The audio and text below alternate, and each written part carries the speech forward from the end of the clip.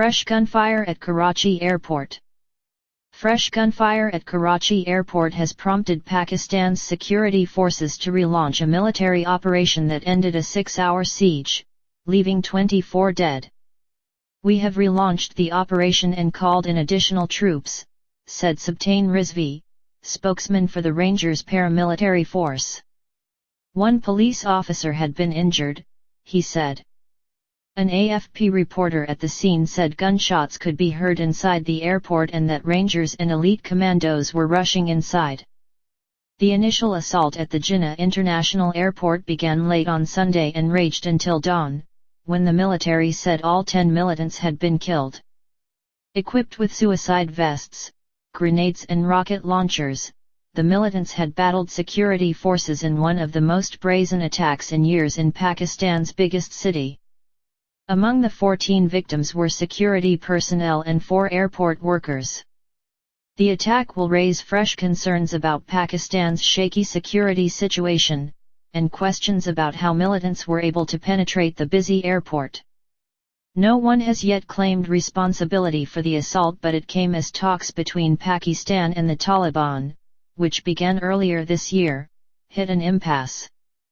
Officials said the gunman entered from at least 2 sides of the airport around 11 p.m. on Sunday, the terminal used for the Hajj pilgrimage and an engineering section close to an old terminal that is no longer operating.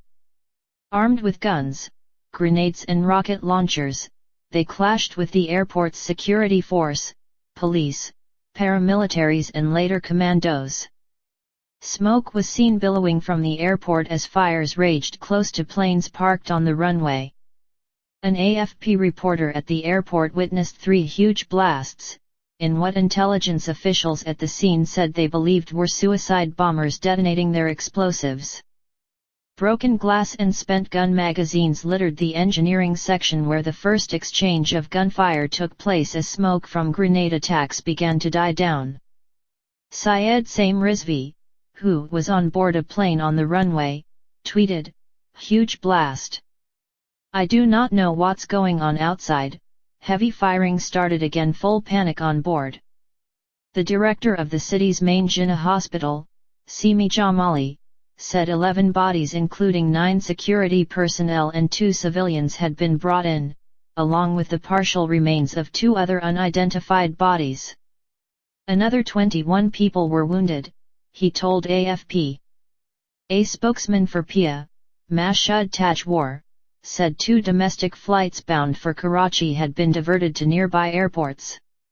In a separate attack in southwest Baluchistan province late on Sunday, at least 23 people including several Shiite pilgrims were killed in a gun and suicide assault on the restive Pakistan-Iran border.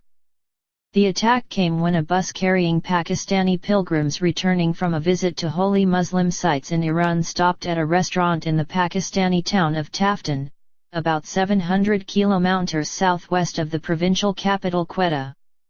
Provincial Home Secretary Akbar Durrani said 4 suicide bombers attacked 2 restaurants full of pilgrims. One suicide bomber was shot dead trying to enter one of the restaurants, while the other 3 managed to enter a second restaurant and blow themselves up. As well as the Taliban threat, Pakistan is facing a rising tide of sectarian bloodshed mainly targeting minority Shiite Muslims.